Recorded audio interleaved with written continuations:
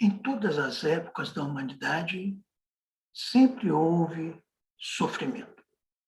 Então, eu quero dar um olá para você que está me vendo, que está nos ouvindo, para nós conversarmos exatamente sobre isso, sobre o nosso sofrimento. Por vezes, perdemos um parente, especialmente no momento que vivemos na Terra, nessa pandemia gerada pelo coronavírus, a Covid-19, essa doença que vem a cada dia ceifando muitas vidas, às vezes de parentes, de amigos, conhecidos e desconhecidos, mas e isto nos abala. E, às vezes, até nós mesmos somos acometidos por esta ou por inúmeras outras doenças, como o câncer e tantas outras doenças, as mais comuns, a hipertensão, a diabetes. Muito bem. Então, qual é a pergunta que nós fazemos? Por que nós sofremos? Provavelmente você já pensou sobre isso, você já refletiu sobre isso, você já estudou sobre isso. Você já deve ter procurado explicações na sua religião, na sua filosofia, na sua forma de entender e, por vezes, também naqueles em quem você acredita e que acredita e crê que pode te orientar. Mas pode ser que, mesmo assim, você ainda não tenha encontrado uma resposta que satisfaça, que apazigue o seu coração, que te console, que te esclareça. Certamente que o meu objetivo aqui não é este. Ou seja, eu não posso garantir que tudo o que eu falar gerará em você paz, tranquilidade. Mas eu digo que seria um caminho, uma forma de entender para que nós pudéssemos iniciar a compreensão do nosso sofrimento ou do sofrimento alheio sem nos revoltarmos. Porque é muito comum nós nos perguntarmos: ora, meu Deus, o que é que eu fiz para merecer isto? Por que isto aconteceu comigo? E quando nós estudamos esta questão, estudamos a doutrina espírita, descobrimos que muitas vezes, na maioria das vezes, nós nos fazemos essa pergunta levados pela emoção, pelo sentimento, pela comoção de uma perda, de um sofrimento amigo, ou até mesmo desconhecido. A nossa forma de entender Deus pode nos dar a chave para essa compreensão. Então, como você acredita em Deus? Como eu acredito em Deus?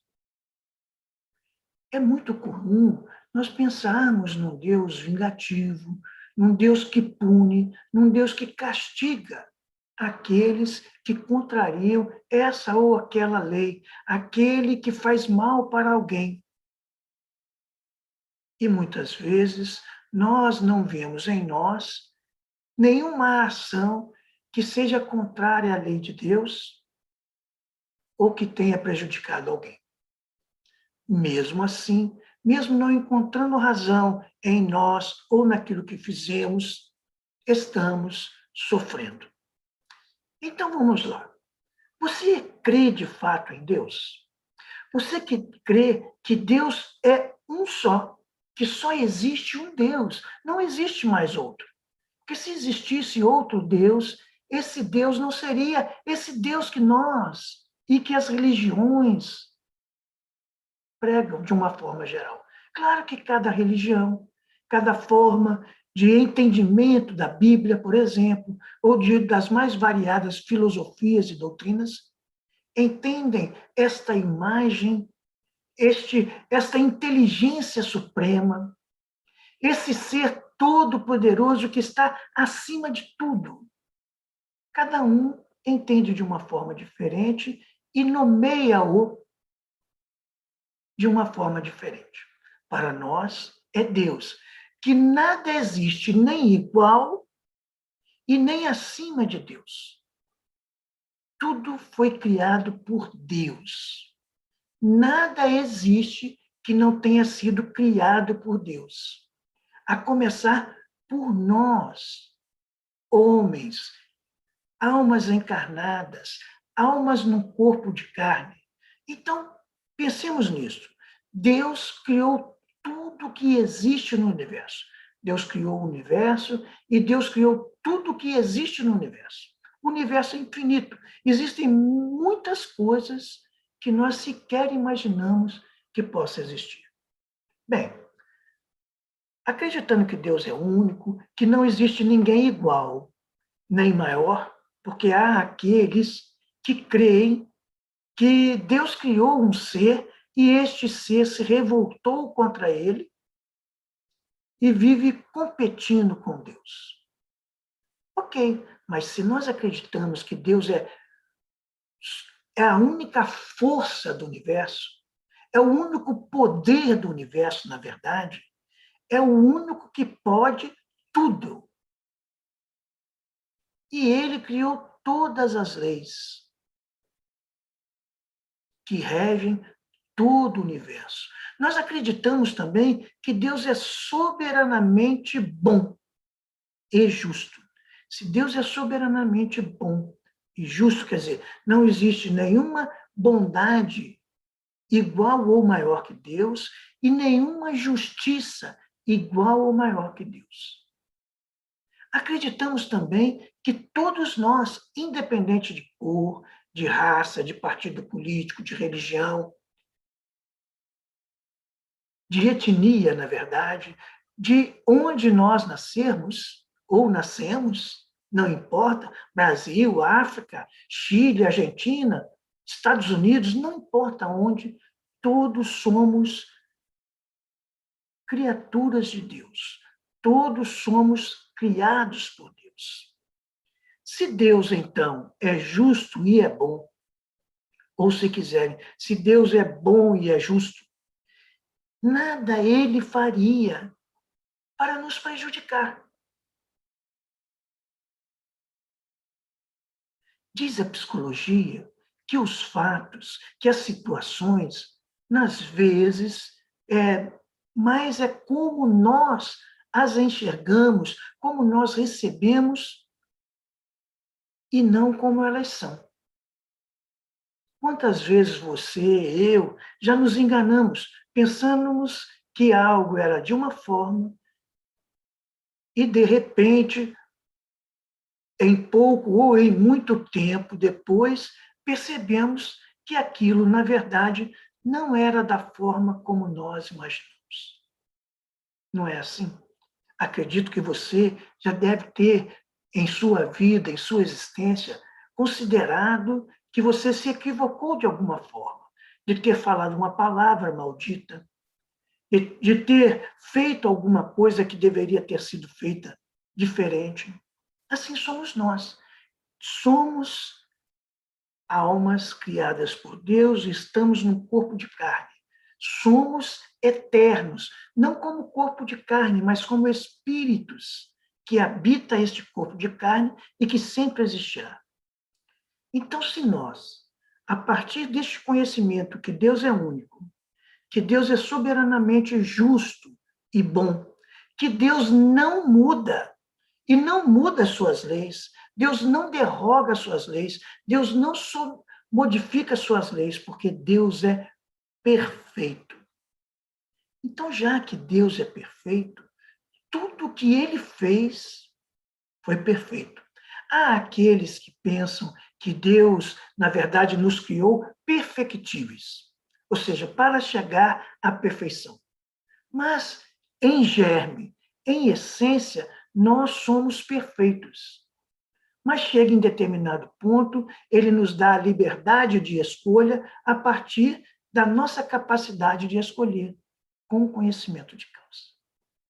E aí vem a pergunta: todas as situações que acontecem à nossa volta são para um único objetivo: o nosso crescimento como filho de Deus. tudo o que nos acontece, aquilo que nós vemos como sofrimento, seja uma doença, seja um roubo, seja uma calamidade qualquer, como no caso, a calamidade da Covid-19, tudo isso é para que nós utilizemos toda a nossa inteligência para progredir. Progredir individualmente e progredir coletivamente. Então, a nossa finalidade como homens inteligentes, como pessoas dotadas de inteligências e capazes de desenvolver raciocínios, é auxiliar aqueles que não são capazes, aqueles que têm dificuldade. E também aceitarmos a ajuda daqueles que são ou estão melhores do que nós, que compreendem certas coisas melhores do que nós. É por isso que nós procuramos o pastor, o espírita, o médium, o padre, um líder religioso qualquer. É assim também que nós procuramos um professor. É assim que nós procuramos um amigo que conhece algo que nós desconhecemos. Então, seja no que for, nós temos, vamos dizer assim, um problema. Ou seja, o problema é uma situação que acontece e que nós ainda não vislumbramos, ainda não conhecemos a solução. Então, todas as nossas dores, todos os nossos sofrimentos, nós podemos dizer que podem ser amenizadas se encararmos todos esses sofrimentos, todas essas dores, todas as situações que nos causam contrariedade como oportunidades de crescimento. Então, nós sentimos uma dor, perguntemos para nós, isso a própria psicologia já fala hoje. O que é que essa dor quer me dizer? Por exemplo, quando sentimos frio, o que é que o frio quer nos dizer? Que precisamos colocar um agasalho. Quando nos sentimos vazios, talvez você já tenha se sentido vazio, o que esse vazio está querendo dizer? Que nós precisamos preencher esse vazio.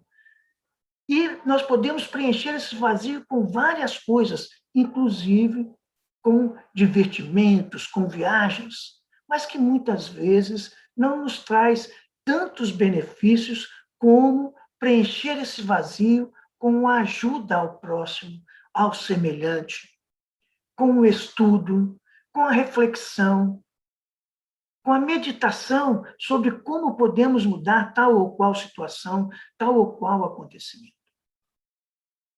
E assim nós vamos pensando, por que é que eu peguei Covid? Ou então, por que é que a minha mãe, ou meu irmão, ou meu filho está vítima da Covid? Ele certamente terá a sua parcela de aprendizado ao passar pela situação. Mas como nós somos coparticipantes desta situação, nós deveríamos perguntar: o que esta doença está fazendo com que eu reflita?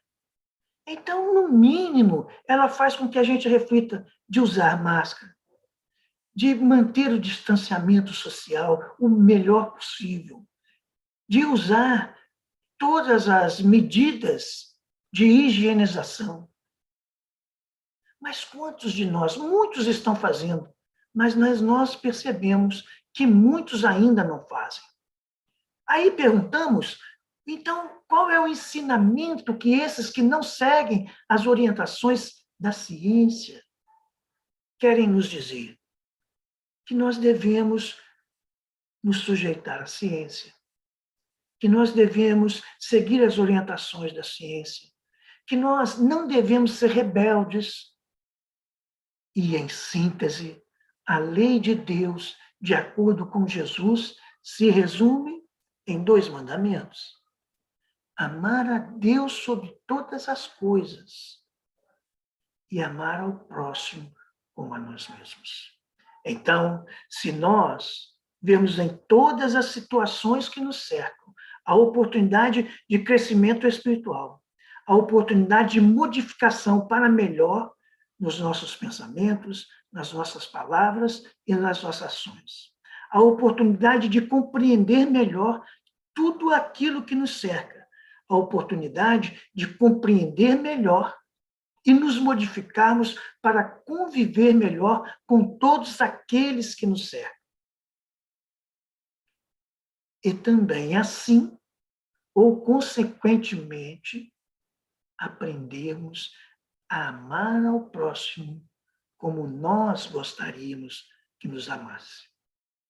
Muitas outras coisas nós poderíamos falar e discutir e conversar, dialogar a esse respeito.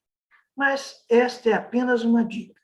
Deus é justo, Deus é bom e nada faz, de fato, para nos prejudicar. E por quê? Porque somos todos filhos de Deus. E qual é o pai e qual é a mãe que quer o sofrimento do seu filho?